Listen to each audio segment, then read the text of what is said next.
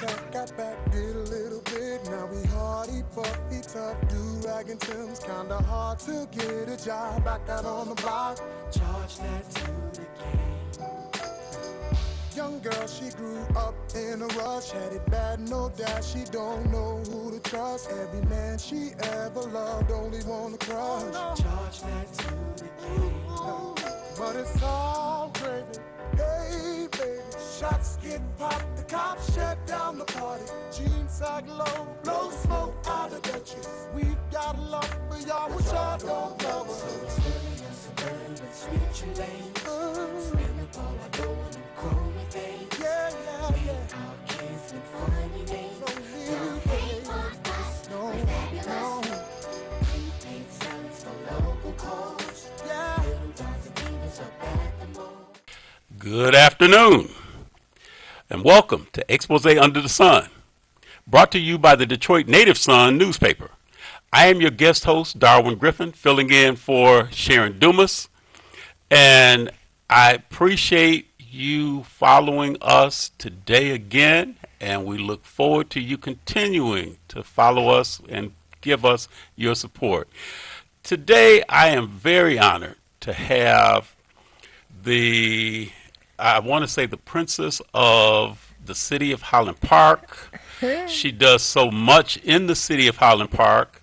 A lot of you may recognize her by face, but those that don't know her by face will recognize her name, and her name is Alexis Ramsey. And I am so honored. She holds so many titles, wears so many hats in the city of Highland Park. And the resurgence of Highland Park is attributed to a lot of people, not excluding Miss Alexis Ramsey. So I welcome you, Miss Ramsey. Well, thank you so much, Darwin. And the show is live. The call-in numbers are area code 313-868-0342, 313-868-0351, and 313-868-4336. And if you have a question that you'd like to ask Ms. Ramsey, please call either one of those three numbers. And again, our website is www.tv33whpr.com. And again, you're watching on TV33, and on Comcast, it's channel 91. But without further ado, Miss Ramsey, I appreciate you being on the show today, and I know Highland Park is doing so many great things. They are. In the upcoming future. But can you tell us just a little bit about you, a little bit about your background? Because I know you've got a lot of different titles, but I know you're also the president of the Highland Park School Board, correct? Yes. But can you tell us some of your other titles besides that, as well as what you do with the school board? Well, I am a precinct delegate. Congratulations. Yes, I've been a precinct delegate for about the last 6 years, six to 8 years now. Let's see, I work with the Michigan Democratic Black Caucus. I sit on the executive board for them. I also sit on the executive board for the 13th Congressional District. So we're just doing a lot of different things. So now you've got something that's coming up on the tomorrow. Correct? Yes, April 4th is Highland Park's 100th birthday. We were incorporated in 1918, so we're super excited. And tomorrow morning between the hours of 11 a.m. and 1 o'clock p.m., we will have our kickoff celebration at Jacoby Robb Park, which a lot of people know as Avalon Village, with Mama Shu. And, of course, we want you to join our Mayor, Hubert Yap. He's the one who's going to host this event, this morning event, as well as we also have an evening event. So we have a lot going on tomorrow, and the evening event will be held at the Elks Club at 50 Manchester. Okay. Yeah, right down the street. And that will go from 6 o'clock p.m. to about 2 o'clock a.m. And around 7:30, our Highland Park Chamber of Commerce, who has really stepped up and has really brought some life to our community, and they're working well with the administration, and so they are going to roll out a digital birthday card that's going to go nationwide. A digital birthday card. A digital birthday card. So this is something new and innovative. So Judge Cynthia Miller, as well as Roger Penzabini, I hope I said your name right, Roger. They are the chairs of the Highland Park Chamber of Commerce. And so we're just so excited to have them a part of our celebration, and really they have put their feet on the ground, and they are really a part of this celebration to help us move forward. So we're super excited about tomorrow. Well, it's so great to have great things happen in the city of Highland Park, Absolutely. especially under Mayor Yap's watch right now. Absolutely. And I know that you just recently came out from up under the emergency management, correct? Yes, yes. Well, about a year ago, about a year and a half ago now, I was elected to the Highland Park School Board. Congratulations again. Thank you so much. The members of the board elected me to become school board president. And so myself, along with the board, as well as Kevin Smith, who's our emergency manager, we've put our feet to the ground, boots on the ground, and Kevin Smith has done a lot of negotiating on behalf of the district, and we are coming out of emergency management April 21st, 2018, and we are 23 years ahead of schedule. That is a very good accomplishment right there. Absolutely. So, Kevin has been very open with Okay. our school board. He's been very transparent. He's, if I go up to the school board building or have any questions at any time, Kevin is there to answer them. He's is very reliable. He's, like I said, very transparent. Unlike a lot of emergency managers that you run across, they kind of are shielded, don't want to tell you too much about what's going on, and they just basically sell your city off.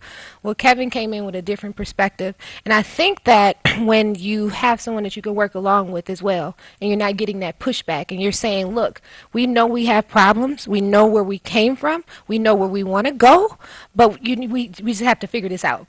And so by us, we're all together working collectively together, the board along with the emergency manager, we have come up with a new education plan for the city that we will roll out over the next 2 years.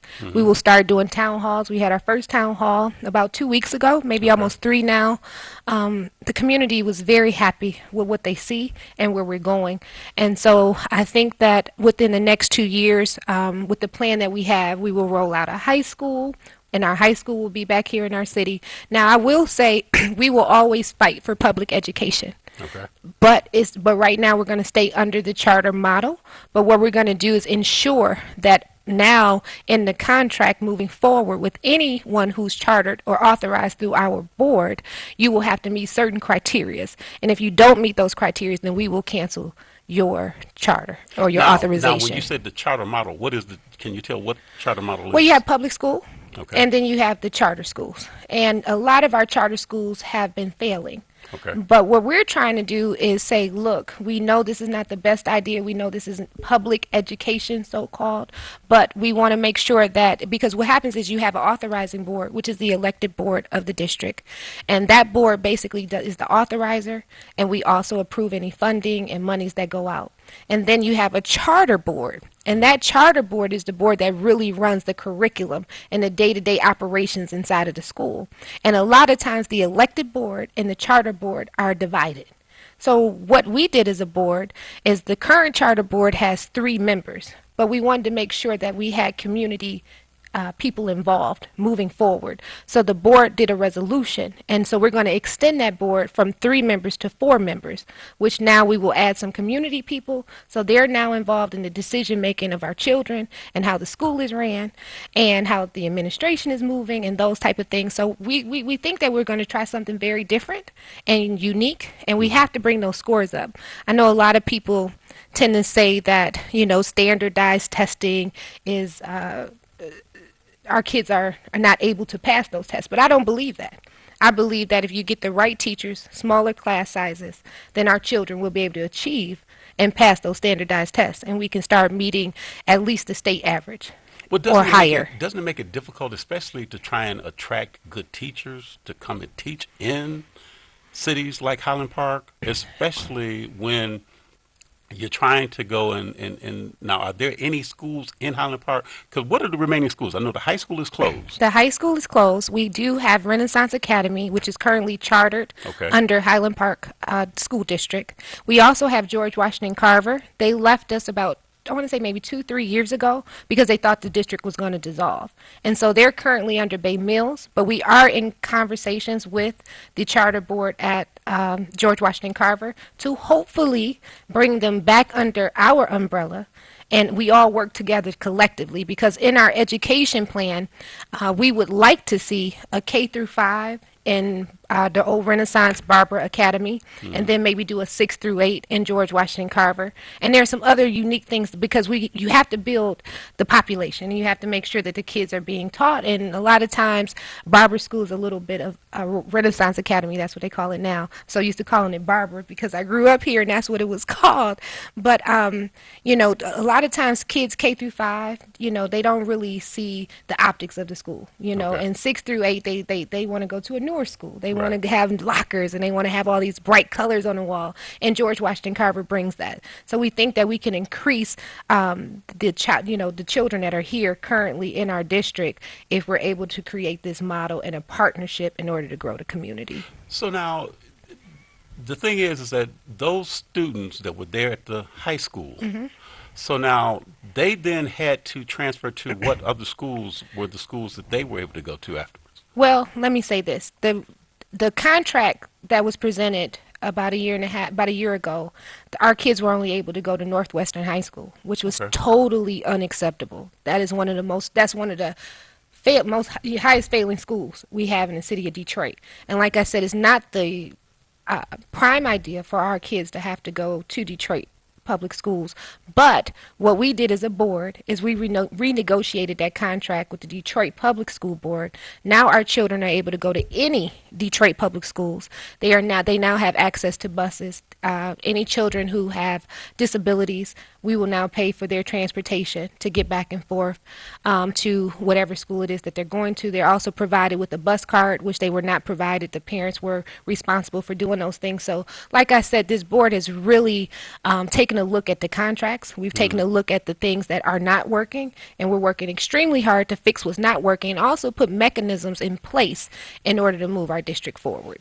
And hopefully, not to cut you off, but hopefully not get back into the same situation that we were in and end up back in emergency management. And we do believe by following this education plan and us moving forward with a new strategy and new like I said, different mechanisms that we're putting in place, CPA, education consultants, superintendents, those type of things, and making sure that when the board has to make a decision, we're making a sound decision. So, because not everybody has a background in education.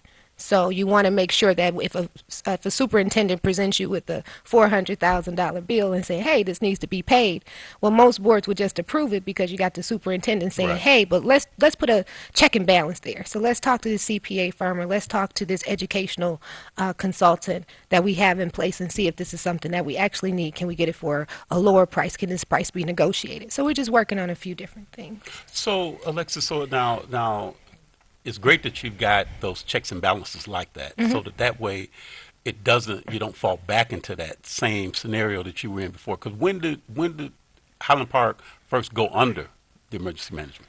We first went under emergency management in 2012. Okay. And because the state got to a point where the state said, look, you guys are not able to pay your teachers, you're not able to pay your bills, you've taken out all of these loans, and we're not going to continue to carry you. And so the board in 2012 actually voted to bring in emergency management, and that's how we got there.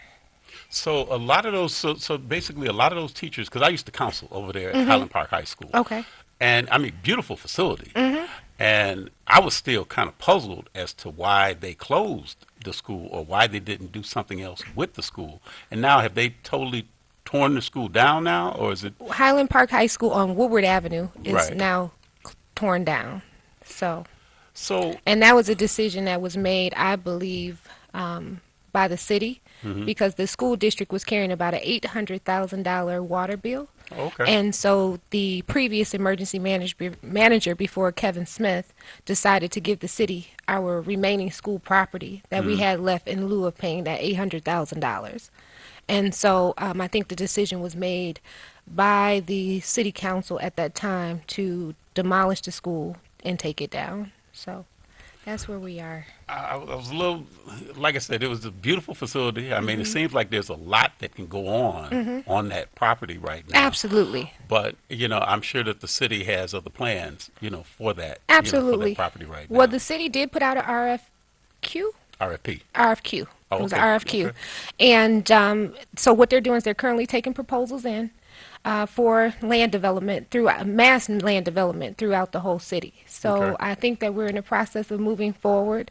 I have had the privilege to see some of the ideas, and I'm just looking forward to it rolling out very soon. Because as everyone knows, we're on this Woodward Avenue corridor, Right. and we have no choice but to move up. I mean, we're at a point where, we are a city that had 50,000 people of population at one point, and we're now down to less than 10,000. So it's more like a town now than an actual city, but we're looking forward to going back to that city model very soon. Well, I pray that all that comes into fruition like that, because just like when you're talking about the Q line going up Woodward, Absolutely. and in order for it to be able to go into the suburbs, it has to go, if it's going up Woodward, it has to go through Highland Park It has to. to We get are to the that. we are the center. Right, you're the hub. We're the hub, and if most people don't know, we are the capital of the city of Detroit. Believe it or not. Well, so many things have gone on, because I remember when Highland Park, back when I was younger, you had the Sears right there where Absolutely. you could go, and the Kresge's where you could go shopping at. I mean, everything was right there. You had Highland Appliance, you had You the had the pretzel Highland bowl, exactly. you had everything. I mean, as a matter of fact, my parents, who I love so much, my dad and my mother used to take me to breakfast every morning at Sears on a Saturday, and that's where I first learned to ride the escalator, because I had a total phobia about an escalator. So my father made me ride up and down the escalator there, and so we have a lot of memories of Highland Park. We used to have the fireworks, carnivals, Lemon Festival through St. Benedict School. So it was a lot going on, and we're just looking forward to going back to excellence and where we started and move forward. Well, it seems like you're in that, you're taking the right steps towards that. Absolutely. And I think that with people like you, that pretty much like have the passion to want to see it go back to the excellence that it had, before. Absolutely. That I think that it will succeed. It has to. You can't go down any further than we already are. So you have no choice but to go up. And we had that $28 million lawsuit from Gwila DWSD that was hanging over us. Okay. But last week at the mayor's town hall, we were very happy to hear that we're going to win this $28 million lawsuit. So once that's gone, I believe that the city can start building and get their credit line back, be able to float bonds again, be able to do the things that a city needs to do in order to grow. But when you have a $28 million levy hanging over your head, a possible $10,000 to $15,000 increase getting ready to hit your property taxes, and maybe $100,000 more plus on businesses, it's kind of hard to grow and get people to say, hey, come here, Right. put right. your business here. Come here and develop here, because they look at the fact that, well, what happens with this lawsuit? So we're very happy to move forward, hopefully very soon, out of that lawsuit and bring the city back to where the glory that it used to be and where we're going. Well, it was so funny, because I was on my way to the station. I had said, all right, I was going to stop at the McDonald's Oh, yeah. up there on Woodward, Yes. right there by the Foreman Mill. So I go up there, and I'm like, wait a minute, where's the McDonald's at? Yes. I look up, and I see it's a Captain J's. It is. And I was like, wow, just like how Blockbusters would pop up, all of a sudden, Yes. here you see a Captain J's. And it was so funny, because I had a taste Okay. for some chicken. Okay. So when I go into the Captain J's and I'm standing there and I'm waiting to order my food, this lady walks in and she goes and she looks around and she's like, when did they start serving fish at McDonald's? Oh, Lord. And I said, well, you're just like I was, because I was thinking that when I first came that there was going to be a McDonald's there. Absolutely. So I was going to go over to the Checkers across the street, because I had a taste for, first I said, okay, I wanted chicken, but there wasn't any chicken places that I could think of right there. Okay. And so when I went over there, and this is God, that probably just went and put that Captain J's right there. Oh, absolutely. But it's so interesting to see how things are changing so suddenly, because I remember when the Secretary of State used to be there. Absolutely. The Glory Food seems to get a whole lot of people coming there to shop, They at do. that market. Foreman Mills, every time I say Foreman, I'm seeing that. So it's like there's so many different, like you said, landmarks that were there that Absolutely. are now becoming landmarks now. Exactly. And it's a nice place to shop. It's a nice place to congregate, It to is. network. It is. I know a lot of people go to the Elks Club, because I Yes. hear that all the time. Yes. So Are there? I know you said there might be some other plans that they may have for that site where the school was at. Can you share any plans that you may have heard or anything in particular? There are, but I'm not at liberty to share. Well, I'm not going to twist your arm and get you to go and say that, please. because that might be something totally against what the mayor, Absolutely. has planned for that site. Absolutely. So I guess we've got some big things that are coming on the horizon. Absolutely, we really do. And Woodward Avenue, if the plan works and when the plan works, let's say that, because I'm not a person of if, I'm a person of when. Good. So when this plan works and we're able to roll this plan out and the mayor is able to come to the people and say, hey, this is where we are, this is where we're going, and this is what our Woodward Avenue is going to look like, I believe that a lot of people in the community are going to be happy, the ones that are still here. And we're always welcoming new people coming in, because we have no choice at this point. I mean, you're about 7,000 to 10,000 people in population. So we're welcoming people coming in each and every day, but that takes us back to the school district. Without a strong school district, you do not have a community. Right. So the mayor has been is working well with us as a school board. He's hands-on. He wants to know what's going on, where are we going, how do we build, and whatever support we need from him, he's there to step up at any given time. So we're all trying to work together collectively, all boards of the community, in order to move forward. That's great. Now, I see you've got a gospel concert coming up as well. We do, and we would like to thank Sister Kimberly Price McDade and Brother Brian Banks, who have stepped up to sponsor this event on April 8th, which is this upcoming Sunday at 4 o'clock p.m. We plan from about 4 to 6, maybe 7, may go a little bit over, when you feel the Spirit of the Lord. No question. You just never know. So you can't put no time on that. But we are super excited, and we have some really good choirs that are going to come in. We have Faith Tabernacle, Praise Team, New Grace Church, Reverend David Bullock. He's going to grace us with that beautiful voice that he has and come in and we have a very special surprise guest. Can't really say right now who the guest is, but we're super excited, and we're hoping everyone comes out. But even though it's just a Highland Park Centennial, we're hoping everyone from everywhere comes out and celebrates with us, because this is a landmark in our community, and where we are 100 years now, we're rebuilding. Okay. I mean, if you look at the town, it looks 100 years old, right? But we're at a point where we're saying, this is where we've been, and this is where we're going. So we're just super excited and just so happy. Now, Alexis, with all those things that you've got on that lineup for Sunday, how much does it cost to? This is free. Free. This is free. Anything that the Centennial team, the Highland Park Centennial team celebration team will be free to the public. We're not going to charge the citizens or anyone that comes out for these events. And we have a calendar, a whole year calendar that we're rolling out. So this is just the stuff for April. May, just so everybody can put this on their calendar, May 19th, we will have the Parker Unity in the Community Awards, and we will be celebrating Say that again.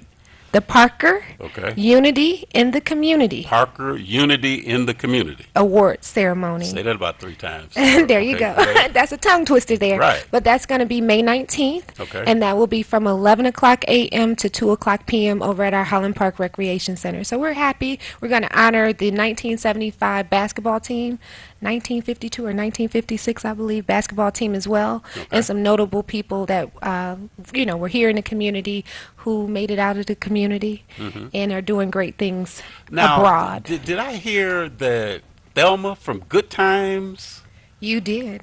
that she lived in Highland Park at one point? She did. She's from Highland Park. She originated here. So, we have a long list of people that I think that people would be fairly surprised that were born here, either born here in Highland Park or were raised in Highland Park. So we're looking forward to that celebration so that we can tell people, not just about the good work that the people that are still here, what they're doing, but the people who started here, who gave us a name, who helped us move this city forward. So we're happy. So all you Highland Parkers, come back and join in on this celebration.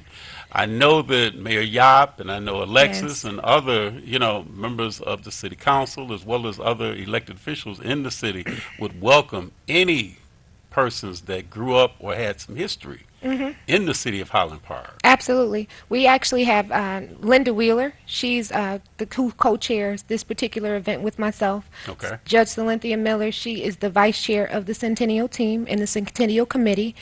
So we're just super excited. Like I said, tomorrow, April 4th, we want everyone to come out and understand. We know it's a little chilly outside. So we made sure that we have tents that have heat in it. Oh, good. So you're going to be nice and toasty when you come in. We have a DJ. We're going to have some light refreshments and food served at the morning event as well as the evening event. So once again, April 4th, we're going to kick it off, and we're calling this the American Dream Kickoff to the Future. That is our theme. The American Dream Kickoff to the Future. Yes, this is the kickoff to the future because it's time for us to grow. It's time for us to move forward. We want to make sure that everyone in the community, like I said, is unified. It's so much division at times because everyone has their own personal beliefs and things like that. But at the end of the day, we are all still fighting for the same mission, and that is to bring Highland Park back to what it was when I grew up as a kid. You know, I mean, when I came up, I mean, you didn't really have to lock your doors around here. We still today, we have wonderful police, 2-minute police response. Our firefighters under Chief Cooney is excellent. Chief Logan is doing a phenomenal job in our police department. Like I said, Mayor Yap is doing a phenomenal job as the leader of the community. So we're just happy and excited about moving Highland Park forward. Well, I can tell from the expression on your face that there is so much of the excitement that you have bridled in you right now is the same kind of excitement that other persons in Highland Park have. This event is going to be a phenomenal event. Absolutely. So Absolutely. I definitely want, if somebody has any questions about the event, is there a number where they can call to go and get any further information about either? There is a number, and I don't have that extension right now in front of me, but they can always reach out to Marley Blackman, who is the PR PR person for the city of Highland Park. The main number is 252-0050. Hopefully when we come back from commercial, I will have that extension that you can connect directly to Marley, but you can always hit just type in her last name, which is Marley Blackman, and you type that in and you'll be able to get right to her extension. So either way it goes, if you need more information, that's definitely the way to find out. Well, I think that'll have to be the way that we'll have to go because we're not going to be able to break for a commercial right now. Okay. But in the closing minutes of the show, I know you're also one of the hats you wears on the executive board for the Michigan Democratic Party Black Caucus. Yes. Now, they have a forum that's coming up this coming Saturday. Can you tell our viewers a little bit about that forum that's coming up and where it's going to be held at and what time? Absolutely. Well, under our chairman, Keith Williams, we will be having the African American, Lord have mercy, too much going on. The Michigan Democratic Black Caucus will be hosting their candidates forum on Saturday at the Highland Park Recreation Center, located at 10 Pitkin. A lot of people get confused. They're like, where is Pitkin? Where is Pitkin? So the cross streets are Hamilton and 3rd. It's the Ernest T. Ford Recreation Center. A lot of people in our city know it as Hackey Field. And so that will happen. We have a long day. So from 12 until, I believe, 1 o'clock, we're going to have a meet and greet with the Michigan Democratic Party Black Caucus members. From 1 o'clock to about 1:45, we will have the Secretary of State forum, which will be Vanessa Simpson Oliver. Jocelyn Benson had a previous engagement, so we're going to just let Vanessa kind of talk, and we will kind of ask her some questions. From 2 to 4, we will have the governor candidates come in. We have everybody confirmed: Abdul Al-Rashid, Cherie Thanadar. We also have Bill Cobbs. Gretchen Whitmer had a previous engagement as well, but those 3 candidates will show up, and people will be able to ask them questions directly, what their platform is. And then going from 4 to 6 o'clock, we will have the Attorney General people come out for the forum as well, which is Pat Miles, Bill Noakes, and also Dana Nessel. So we're looking forward to that. And those are the 3 candidates currently running. We know we have until April 24th, so, hopefully we don't have any surprises pop up. But I believe that this is going to be a great forum. You also sit on the Michigan Democratic Black Caucus Executive Board. So is that one of the hats that I wear? Oh, okay. That is one of the many hats that you wear as well. And now, this forum, is there a charge to be No, this forum is free and open to the public. So we do hope that everyone comes out and participates participates. And what we will do is we will take questions. While there, you can write them down on a card. We will also have some pre-written questions for the candidates to make sure that we get down, and we want to make sure that we focus on the policies that will affect urban America and affect us on an everyday basis. And I do hope that when you go to that ballot box in August, that you vote for the person who will represent you and your issues and push your policy of what you want to see in your community. I think a lot of times when we go in and vote, we see a name or we see a commercial and we think that person is right for us. But we really don't know what their platform is and if they're going to actually push the policies that are going to help move your community and everyone. But I mean, we are African American, let's just call it what it is, we black. And we need to make sure that sometimes we focus on ourselves and then we can focus on everyone else as time goes by. But right now, it's really time for us to focus and hone in on what it is that we need for our community in order for us to move forward. And the important thing, Alexis, as you would concur, is that it's important to make certain that people get out to vote. Absolutely. I think that, we have been suppressed for so long. And I think a lot of times with all this stuff going on with 45 and you see all this stuff on the news, they call it the Trump effect. And it depresses you to a certain extent. But in order for to actually to make effective change, you have to register to vote. You have to make that your ultimate duty to get out there in August and November and let your voice be heard. Your vote is counted. We wouldn't have who we have right now as president if the vote wasn't counted, correct? Correct. So we have to, and what we need to understand, especially as African Americans, is that we push that vote. We are the swing. So they need us as much as we want to make sure that we pick someone that will represent us properly. So, when at the end of the day, we don't want that person that's just pandering for our vote right now and say, hey, I'm out here, feed you a little chicken. Right? And say, hey, I want your vote. We want that person that's going to be hands-on each and every day in our community, someone that if I need you, I can call you. And you will pick up the phone, or one of your staff members will pick up the phone. And you're pushing, like I said, the policies that will help move our community forward. So that's what we're looking forward to at the forum. And hopefully the candidates that are there, people will be able to hear them, hear their platform, and hopefully out of one of those three, candidates that are out there, that you may find a liking in one of them and actually go to the ballot and vote for them. So. Well, you heard it straight from Alexis Ramsey. Make sure you get out to vote. Not just wait until the primary and then not vote in the general election. Vote in both the primary and the general election. And not just this year, but every year. And encourage other people to vote. So it's important. Make sure you take your souls to the polls on Election Day. But Alexis, our time is up. This seemed like this went by so fast. It did. I know you've got to go back and take care of other business. We're trying to get this, event together tomorrow, Absolutely. which I know is going to be very successful.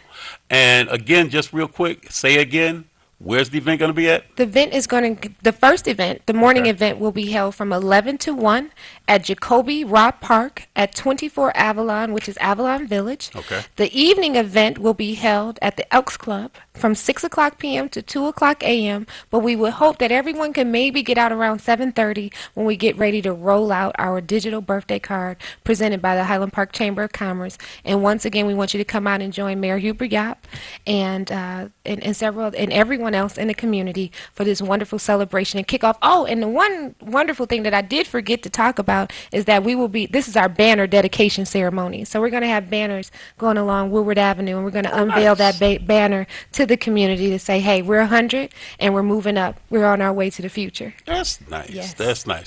Well, again, thank you, Alexis, for coming on the show today. Thank you so much, Darwin. And you've been watching Expose Under the Sun, brought to you by the Detroit Native Sun newspaper. Again, I am your guest host, Darwin Griffin, substituting for Sharon Dumas. And if you'd like to be a guest on the show, or you like to advertise in the Detroit Native Sun newspaper, that can now be picked up at any of the local Kroger stores, you can contact Valerie Lockhart at area code 313-457-5944. And we look forward to joining you again next week, same time, same station. Again, my name is Darwin Griffin. You've been watching Expose Under the Sun. Thank you again, Alexis, for being my guest on the show today. Thank you for letting me come on, Darwin. I appreciate you. Thank you.